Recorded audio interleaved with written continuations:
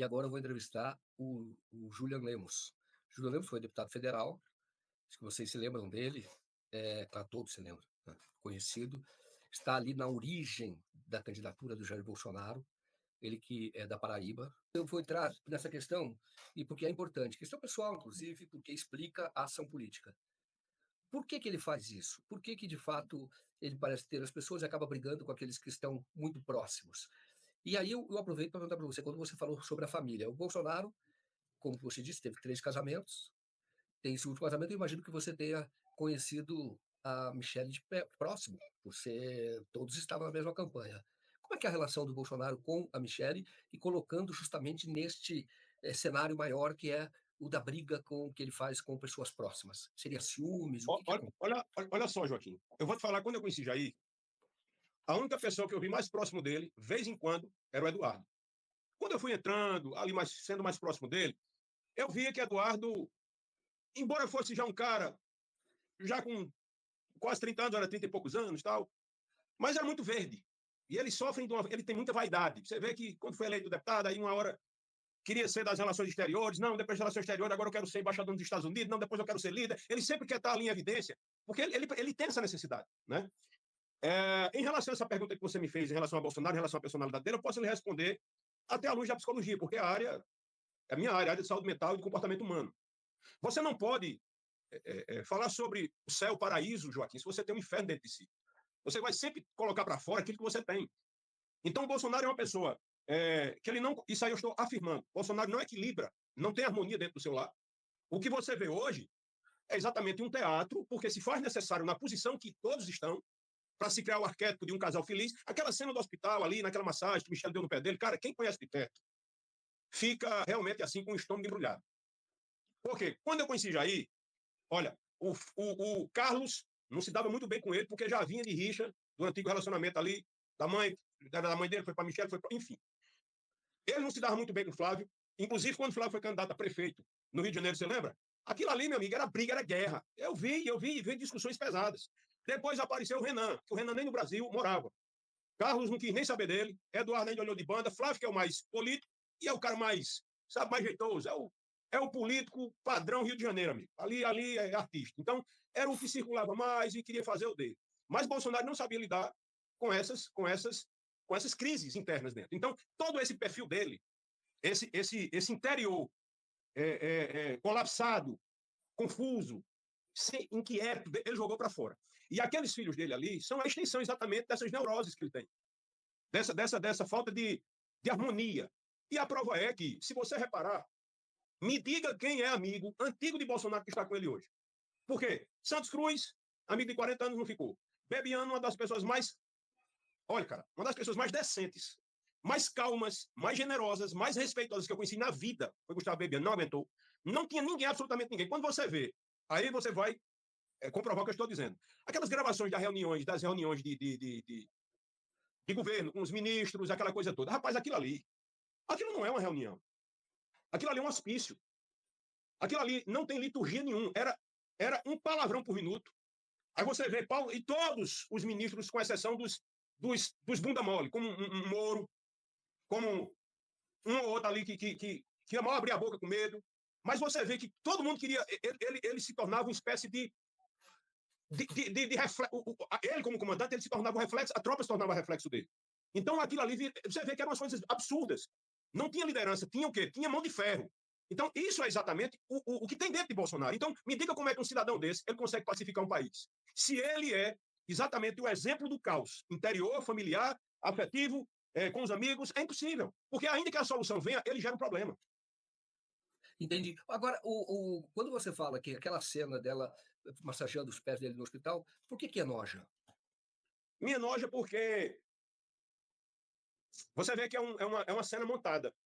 Exatamente para se criar o arquétipo da boa esposa, do carinho. Porque eu não via, ninguém via. Quem era da intimidade não via aquilo. Nunca via. Quando eu frequentava a casa de Jair, era um clima tenso, pesado. Era uma energia densa.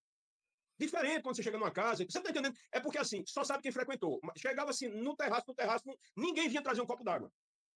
Isso é muito diferente assim, da relação que eu tenho na minha casa, que eu tenho como é costume aqui que você. Você até parecia que você estava lá. por mau gosto. Agora, isso não era com todo mundo. Eu era um dos mais bem tratados. Magno Malta, por exemplo, certa vez foi lá, e Magno Malta, se você estiver me vendo aqui agora, você sabe do respeito que eu lhe tenho, você sabe do carinho que eu lhe tenho, você sabe o que você fez por mim aqui na Paraíba, na época da campanha, mas você sabe que você foi extremamente maltratado na casa de Jair Bolsonaro, inclusive praticamente expulso de lá por Carlos Bolsonaro e você estava com sua filha. Eles não têm noção. Por quê? Aí, beleza, aí Magno Malta pode dizer, não, mas é porque Bolsonaro estava doente. Não, é porque eles são assim. Entendeu? Eles são assim. Então, teve vários casos que eu testemunhei de maus tratos, de estupidez, entendeu? Comigo, não. Comigo, não. Comigo sempre foi muito bem tratado. Veio botar as unhas de fora, quando eu fui eleito, a gente chegou na transição, porque não tinha mais jeito. Aí, realmente, eles procuravam chifre em cabeça de cavalo, que era para exatamente defenestrar a gente. Isso aí foi assim com o Luciano Bivar, foi assim com o Bebiano, foi assim comigo, foi assim com o Santos Cruz. E sempre quem era o pau mandado e digamos assim, o cão para morder os calcanhar e da gente era Carlos Bolsonaro. Esse é o perfil deles. Juliano, você fala o seguinte, o Paulo Marinho, você deve conhecer também, que estava na campanha, né? Sim. Então, o Paulo Marinho diz algumas coisas muito pesadas sobre o Bolsonaro, e fez insinuações sobre o Bolsonaro, mas eu quero falar um pouco sobre isso, porque tem a ver com Juiz de Fora, o que aconteceu durante a campanha. Mas o André Marinho, ele conta no livro dele que ele estava com a Michelle Bolsonaro quando soube lá do episódio da facada em Juiz de Fora. E que ele achou ela muito tranquila. A reação dela foi: eu queria que você imitasse a voz dele. E ele foi lá e imitou a voz. Ele ficou surpreso, porque se for o que aconteceu ali era de extrema gravidade, para a pessoa sair dali correndo e ir imediatamente para Juiz de Fora. Ele pediu: você imita a voz dele para eu ficar ouvindo. O que mostra, talvez, eu quero ouvir você, que a Michelle não tem uma afeição muito grande por ele. Isso é correto? Joaquim, é muito complicado, porque a gente, como pessoas públicas, cara, a gente falar de certas coisas que a gente testemunhou, eu costumava até dizer isso. Eu vou resumir desse jeito, porque isso aqui não tem problema nenhum, é minha percepção. Aquilo é uma farsa. Aquilo é uma farsa. Aquilo é uma farsa. Por exemplo, Bolsonaro foi eleito presidente da República. Prestem atenção. Na primeira oportunidade dele tirar férias naquela ilha, você lembra? Ele foi só. Ele foi só. Eu já comentei algumas coisas sobre isso, que eu não quero mais tocar no assunto, até por pedido da minha própria esposa e de várias pessoas. Mas, cara, é intragável como esse teatro é montado. Isso é o que me gera um embrulho no estômago. Eu vou te dar um exemplo aqui. É um povo tão esquisito que quando o Bolsonaro recebeu a facada, e eu fui no hospital, cheguei na segunda-feira logo cedo, e eu fui falar com ele, eu achei que ia entrar dentro do quarto e ver ali, de certo modo, uma certa comoção, um certo cuidado. Está que foi me receber lá embaixo do hospital e dizendo já, o Carlos está aí, tá meio assim. Eu digo, foda-se, cara, foda-se. Eu puxei a carroça até agora, não vou falar com ele, vou, claro que vou. Subi, ele com a cara parecendo um javali pro meu lado, foda-se também, nunca dei moral. A raiva dele é porque todo mundo, ele era o temidozinho de todo mundo. Ele era o pitbullzinho, cor-de-rosa de todo mundo. Eu nunca dei moral a isso, tá? Porque nunca dei bola para isso. Aí lá, é Carluxo para cá, é o pitbull para cá, não, é Lesse. Só manda recado por rede social. Na minha concepção, homem age de outro jeito, mas pulando aqui para o hospital. Quando eu entro na sala lá, que ele está na sala, é uma sala especial, porque tem uma antessala com vidro que dá para a sala, dá para a maca, onde já está, para a cama. Michel está do lado, aí eu vou com aquela espontaneidade que aí eu não sabia, foi onde eu me lasquei. Opa, capitão, já e aí, meu irmão, tá tudo em hora e tal, e ele brincando assim, mas meio constrangido, como quem disse, cara, essa brincadeira não vai poder mais ser possível, porque Carlos já estava ficando perto. Eu vi a cara de Carlos se transformar por causa dessa brincadeira íntima, mas Bolsonaro olhou para mim, parecia que não tinha levado uma facada, meu amigo. Olhou para mim, para Bebiano, e disse: deixa eu dizer uma coisa, não precisa fazer mais nada, ganhamos a eleição. Cara, uma coisa assim que ele. Oxe! O que é que aconteceu? Vez por outra, Joaquim, aconteceu um fato uma vez que você vai ver que tem a ver com isso que eu vou falar.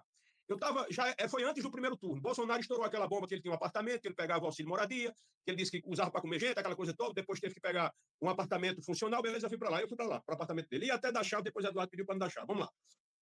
E eu fiquei uma noite lá tomando vinho com o Jair. Que ele chegava, tomava uma dose de vinho e tal. Do nada, Joaquim, do nada, Bolsonaro chegou para mim e disse: ô, Júlia, que ele me chamava de Júlia. Deixa eu te fazer uma pergunta. Você confia em mim? Até essa pergunta era a cara do Jair que eu conhecia. Que eu achava que era alguma pergunta estratégica, sei lá, de alguma coisa a mais de confiança. Aí ele fez assim, Joaquim. Pois não confia em mim, não, viu? Confie só no seu pai. Bicho, eu me arrepiei todinho, porque é como o rosto dele tivesse aberto assim, fechado. É energia ruim, cara. No hospital foi do mesmo jeito. Eu cheguei lá, tal, ele, de repente ele fez, ei. Sabe como é uma dupla personalidade? uma dupla personalidade. Hoje, à luz da psicologia, eu consigo entender isso. Então é algo sinistro. Lidar com o Bolsonaro, em alguns momentos, para mim, foi algo sinistro.